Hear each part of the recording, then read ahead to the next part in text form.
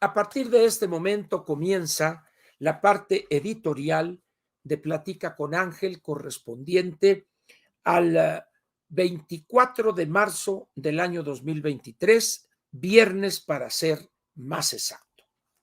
El título del editorial de hoy es ¿qué debe pasar para que usted despierte?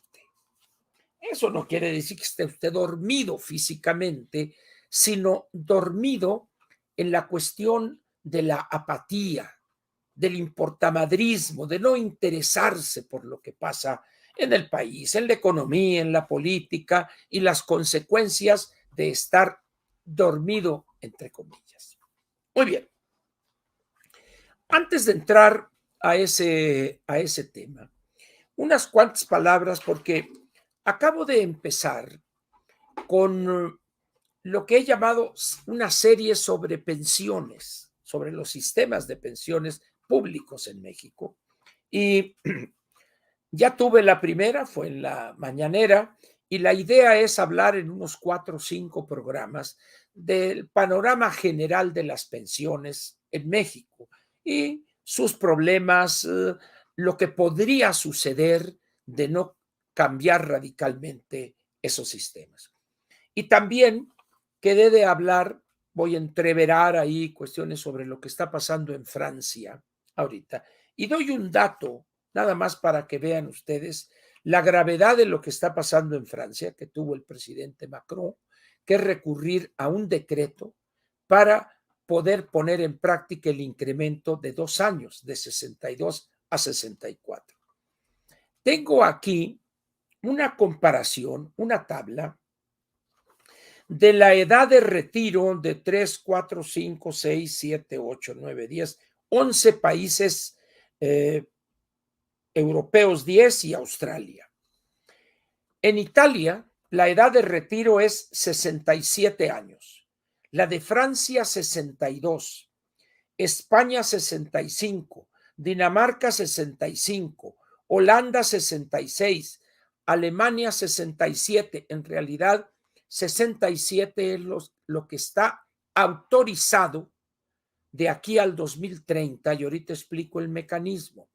En realidad, este año, el 23, son 65 años, 11 meses. Y en los próximos años se van a estar agregando 2 meses por año. De tal manera que para el 2030 la edad de retiro mínima en Alemania serían 67 años, pero ya está en la ley, ¿de acuerdo? Reino Unido 66, Noruega 67, Estados Unidos es otro país que no es europeo, perdón, 66, Irlanda 66 y Australia 66. Ahora, si esto lo cruzamos con la expectativa de vida, que en Francia es 80 o un poquito más de 80 años, la situación es crítica para el sistema de reparto que tienen. No tienen sistema de cuentas individuales. Hace algunas semanas, cuando empezó este problema de las pensiones, leí una nota interesante sobre esto y venía una frase del autor ahí y decía, lo que sucede en Francia es muy simple. Los franceses quieren trabajar menos y vivir como ricos, lo cual es cierto. Y eso está poniendo en un riesgo tremendo la competitividad de Francia, la imagen hoy ante las cosas que vemos, las fotos, videos, etcétera. En la parte del turismo, el impacto este año va a ser desastroso. Segundo, este comportamiento salvaje de cientos de miles, por no decir millones de franceses, combinado con el oportunismo de la señora Le Pen y otros dirigentes de partidos como el Partido Socialista, los insumisos, etcétera, que están poniendo en riesgo la viabilidad de Francia y su competitividad. Ahora bien, hoy por la mañana, en la edición, creo que fue del Financial Times, se hacen una pregunta. llegará Francia a tener que crear la Sexta República. La Quinta República que está vigente ahorita es aquella que se creó con Charles de Gaulle, con el presidente de Gaulle. Y ha durado pues, prácticamente ya casi 80 años, una cosa así, o 70 años, en esas condiciones, o quizá un poco menos, porque esto fue en los años 60 al principio.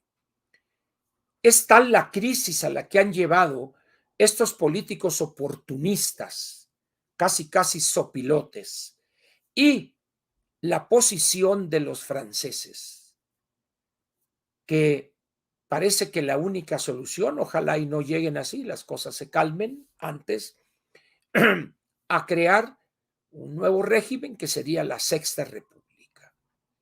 La verdad, lamentable esa posición, esa actuación.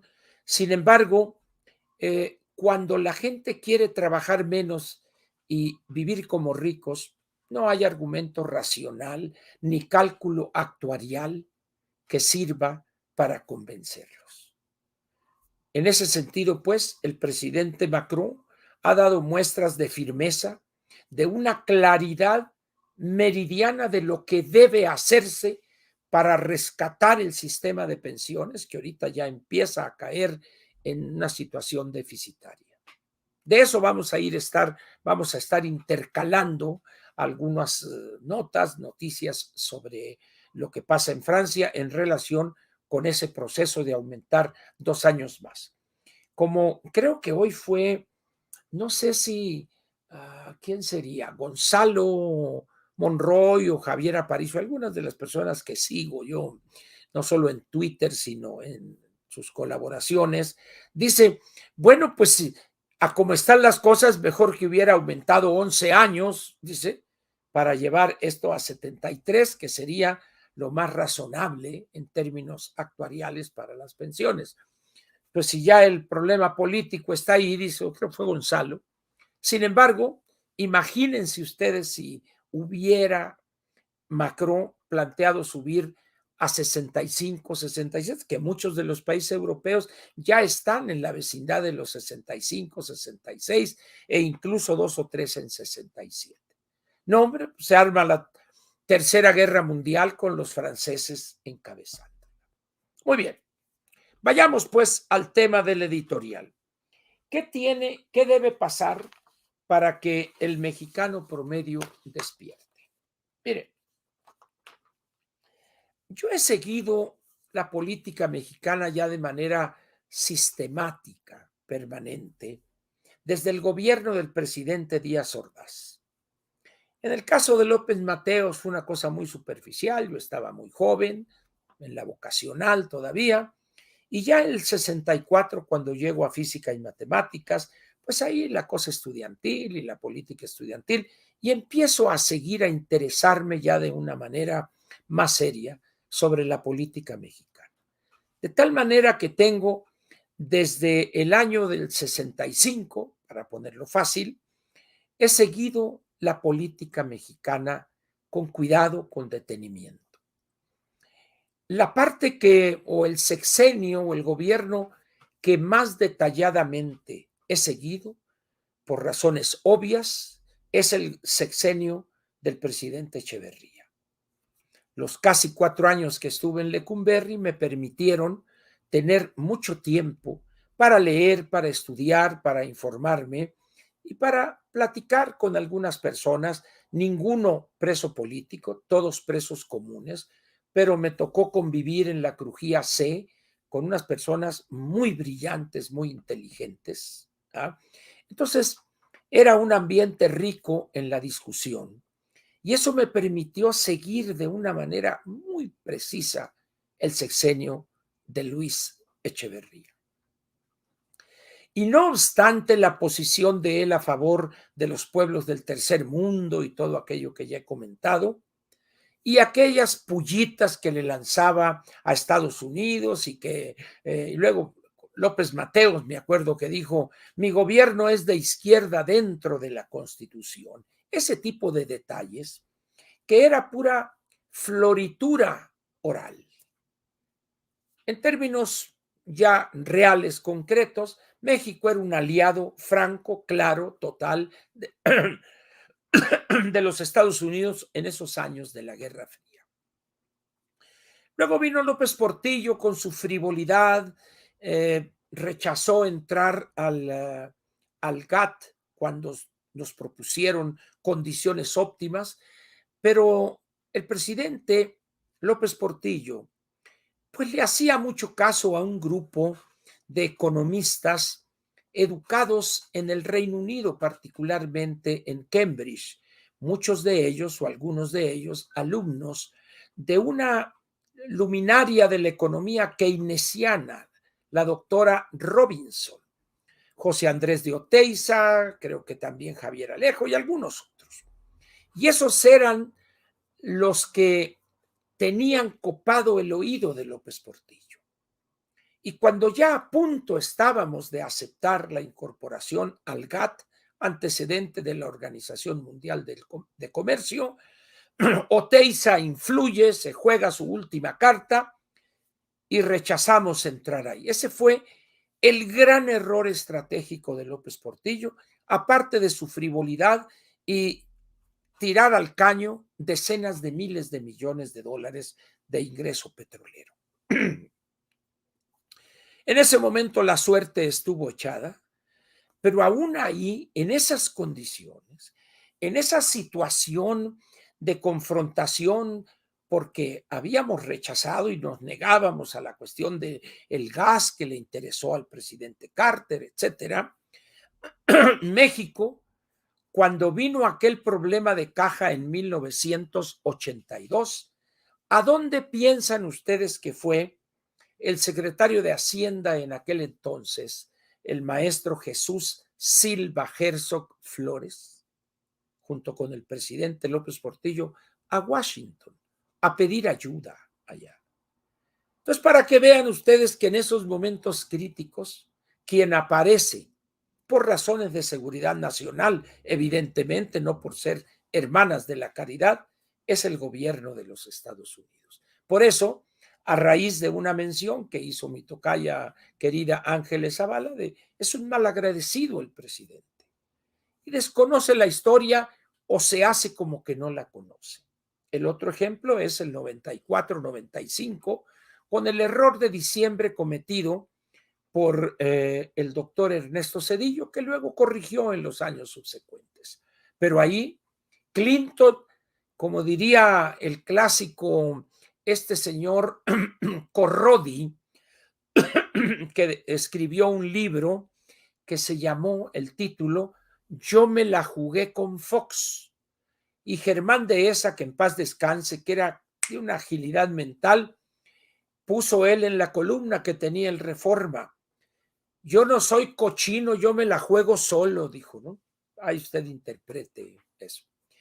Ahí Clinton arma el paquete de 52,000 millones de dólares, cuando Zedillo, para equilibrar las cuentas, nos quedamos sin reservas en ese entonces, etcétera, etcétera. Pero ahí, una vez más, Estados Unidos nos volvió a salvar. Pero no obstante los encuentros y desencuentros, nunca que yo recuerde desde el gobierno del presidente Díaz Ordaz, pero tampoco en el anterior con López Mateos, tampoco con Ruiz Cortines, menos con Miguel Alemán o con Ávila Camacho, jamás el presidente de la República Mexicana ofendió al gobierno norteamericano, insultó a sus legisladores, ridiculizó a integrantes del gabinete del presidente de los Estados Unidos en su momento, como lo ha hecho este presidente.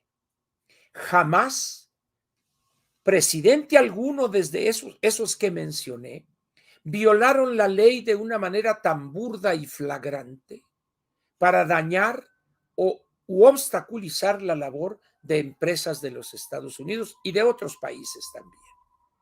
Este último hecho de lanzarse en contra de la empresa Vulcan allá en el sureste, y todo porque están defendiendo lo suyo, el uso de un muelle o alguna cosa así, hay un problema ahí, y vámonos, entró la Guardia Nacional y etcétera, una cosa violatoria totalmente del derecho y del contenido de los contratos. En esas condiciones, agréguele usted el problema de la protección a los grupos criminales. Ha llegado esto a niveles de locura. ¿Qué piensa López Obrador que va a suceder con esa conducta frente al gobierno de los Estados Unidos? ¿Acaso piensa que se saldrá con la suya?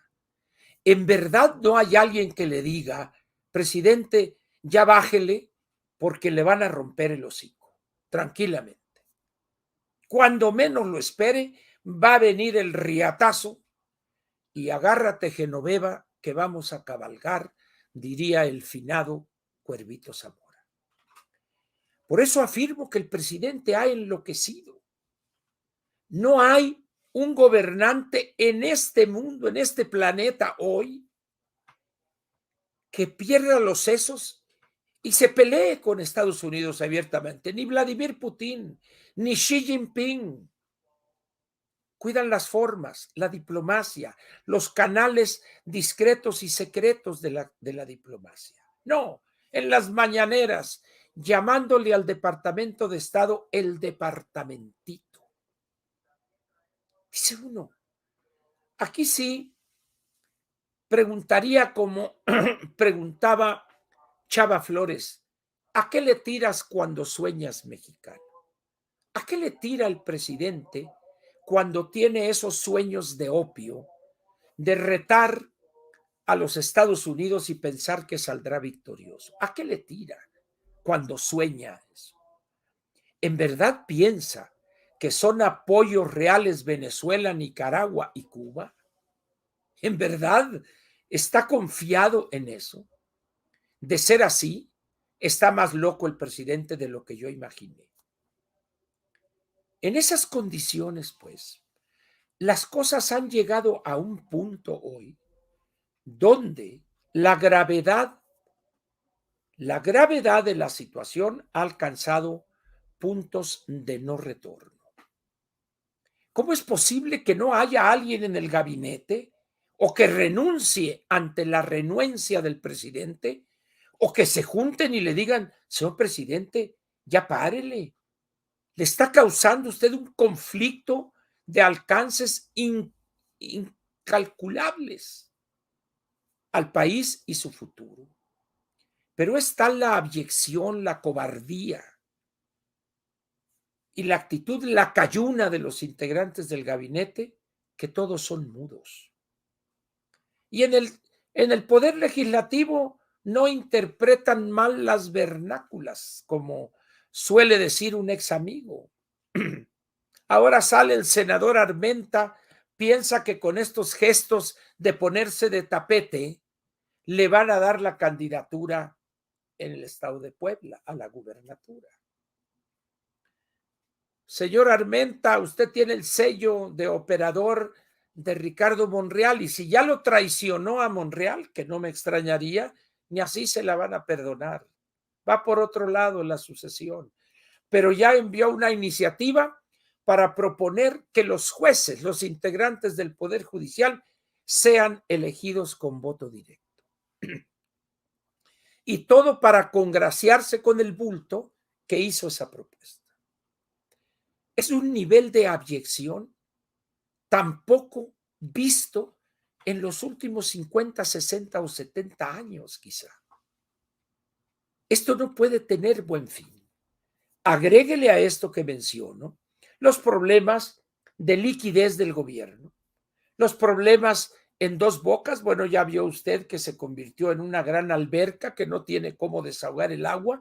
Cuando la ingeniera Nale decía, no, es que en 30 minutos se desaloja, pues ya llevamos 2 días o un poco más y ahí está el agua estancada. Es decir, ese sería el menor de los problemas. El otro del AIFA, que no hay vuelos. Tenemos himno, pero no hay vuelos. Los otros problemas son la debilidad estructural de las finanzas públicas.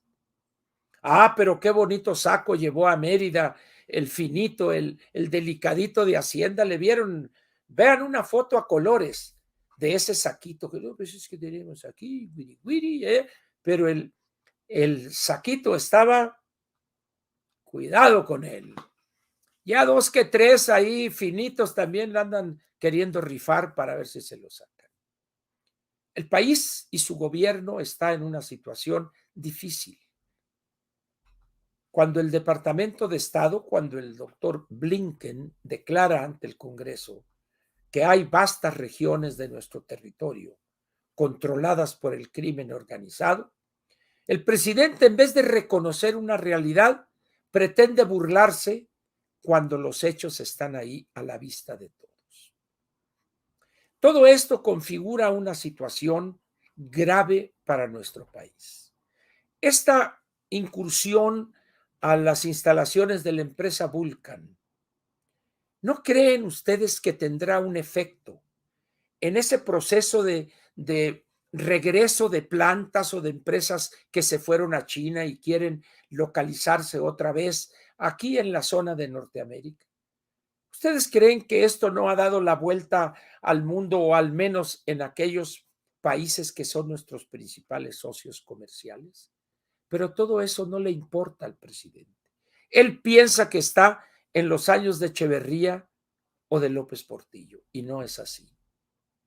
A querer y no, aceptarlo o no, el presidente está en el tercer decenio del siglo XXI. Y en una economía abierta, incorporada a la globalidad como es la economía mexicana, andar con esos desplantes de bravero de cantina o de orate desquiciado no va a traer buenos resultados para el país. Ahorita lo que le interesa es ganar el Estado de México y luego arrasar el 24.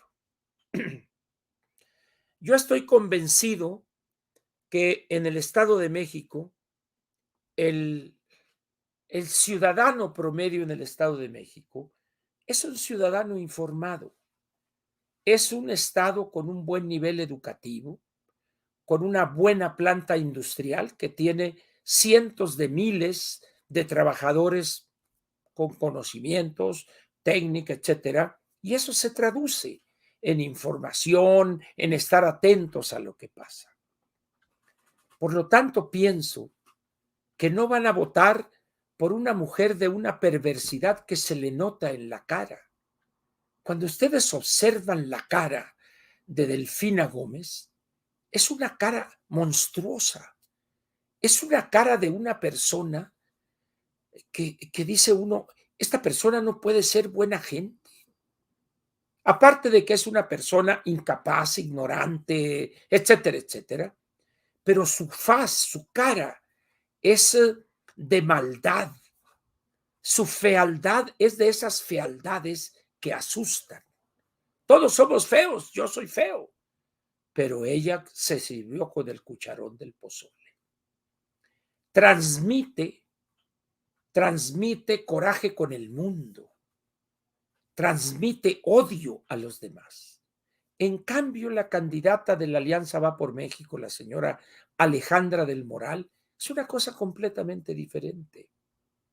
¿Qué decidirá el ciudadano del Estado de México? No lo sé.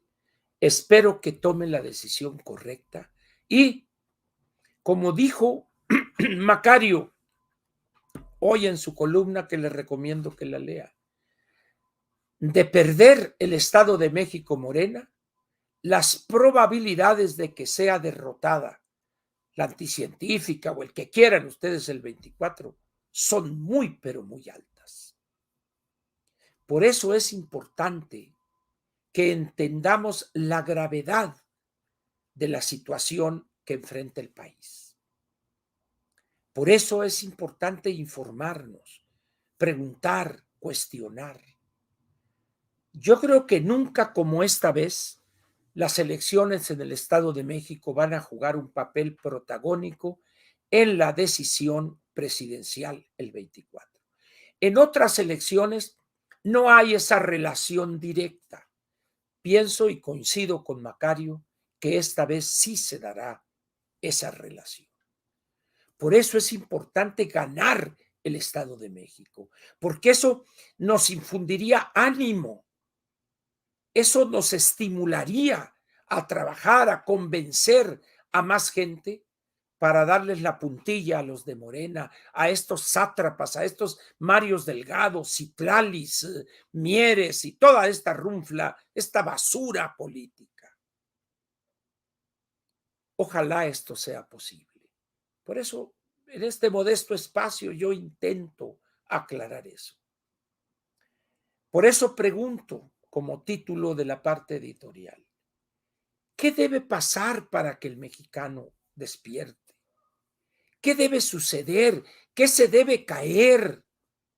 ¿Qué se deben de caer varias líneas del metro de manera simultánea? Pues no, no deseo eso, porque moriría mucha gente. ¿Qué se debe de caer una parte, un tramo de los segundos pisos? Tampoco, porque moriría más gente también. Lo único que deseo es que los ciudadanos se informen, que cuestionen su voto del 2018 y los resultados, y que tomen la decisión, ahora sí, correcta. Echar, no a patadas, a votos, a votos, a votos, a todos los candidatos de Morena. Pero para que eso se dé, necesitamos involucrarnos. No es cosa de que se caiga una línea del metro, no, es pensar, es dejar esa pachorra, romper con esa manipulación política desde la época de Lázaro Cárdenas y que a bien se presta su hijo Cuauhtémoc y su nieto Lázaro. Ahí anda de lacayo, se burlan de su señor padre y dice que renuncia, pero luego ahí va a agarrar otro puesto burocrático. Esos son los Cárdenas. Esos son, siempre acomodándose ante el poderoso para amasar una fortuna incalculable. Nunca escucharán ustedes un juicio de Cuauhtémoc definirse. Nunca. Es sacatón y cobarde por definición. Igual que el hijo, el inútil panzón este que está ahí. Así son. Así han sido toda la vida. Y por eso siempre caen parados como los gatos. Despertemos. Es mucho el daño que ha hecho este gobierno. Y no van a cambiar. No van a cambiar. Por eso les pido, por favor, despierten. Los problemas no son pocos y no son fáciles. No son fáciles de enfrentar y menos de resolver. Aquí termina la parte editorial de Platica con Ángel, correspondiente al viernes 24 de marzo del año 2023. Y hoy, habiendo dejado la cárcel en 1976, el 24 de marzo, estamos hablando de 24 más 22, 47 años, 47 años efectivamente, porque es del 76 al 23, 47 añitos. Se dice fácil, ¿eh? Hoy a las 5 de la tarde estaban esperándome afuera de Lecumberri en la puerta principal. Estaban ahí los camaradas fieles que no me dejaron de visitar y solo en la cárcel. 47 añitos. Espero llegar a los 50 para festejarlos como se debe. Muy bien. Ahí te mandé un mensaje, un tuit de Murayama. A ver. Necesito que lo ves.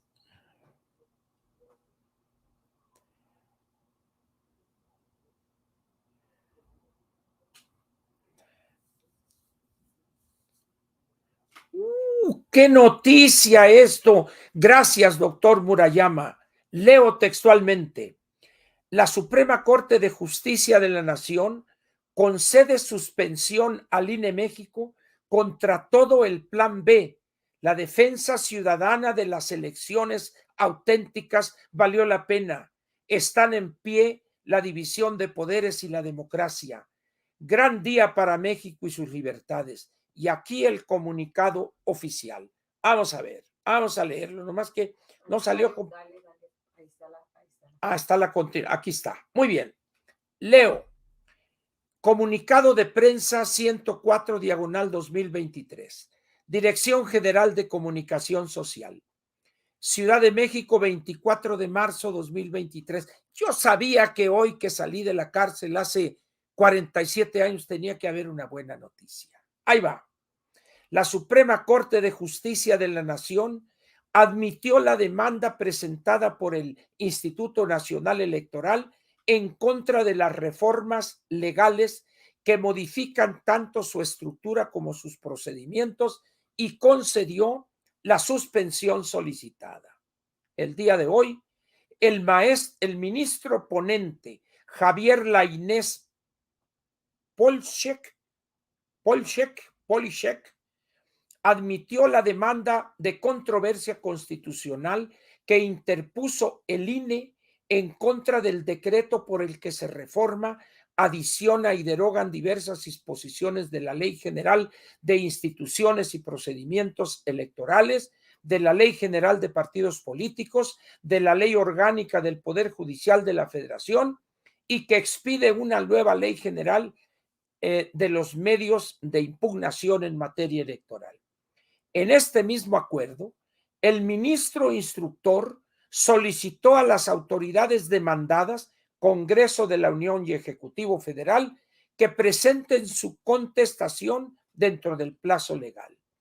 Aunado al anterior, el ministro instructor concedió la suspensión solicitada por el INE respecto de todos los artículos impugnados del decreto para efecto de que las cosas se mantengan en el estado en que hoy se encuentran y que rijan las disposiciones vigentes antes de la respectiva reforma. Dicha disposición fue otorgada debido a que el decreto no solo contiene normas de carácter general, sino también actos concretos de aplicación sobre los cuales la suspensión generalmente se concede. Asimismo, la Suprema Corte de Justicia de la Nación ha resuelto en ocasiones anteriores que en controversias constitucionales sí corresponde otorgar la suspensión aun tratándose de leyes cuando pudieran vulnerar de manera irreparable derechos humanos. En el caso que nos ocupa, se trata de la posible violación a los derechos político-electorales de la ciudadanía. Toma, chango, tu banano. Muchísimas gracias, doctor Murayama, por hacerme llegar este comunicado. No, hombre. Qué manera y qué gusto de celebrar mis 47 años de haber salido de Lecumberri.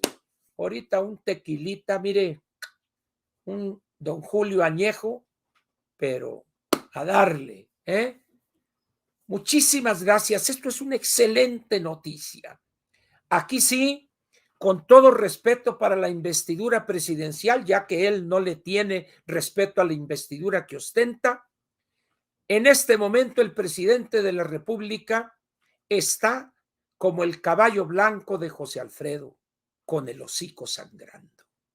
¡Qué bella noticia! ¡Qué bella noticia! Esto me reafirma la confianza en las instituciones y en la institucionalidad mexicana. Por eso dije lo que dije de usted, doctora Piña, al principio de esto. Usted es una mujer valiente, firme, consciente de su papel de defensa de la Constitución. Enhorabuena al ministro ponente Lainez por esta decisión también. Y esto, señores, se empiezan a acomodar los astros. Votemos en contra de Delfina en el Estado de México. Y votemos en Saltillo, en Torreón, en cualquier comunidad de Coahuila en contra del viejo bigotón sinvergüenza este de Guadiana y del otro inútil de Mejía Verdeja. Con Manolo Jiménez ganamos Coahuila y con Alejandra del Moral ganamos el Estado de México. Y de ahí, miren, nos vamos derechito al 24.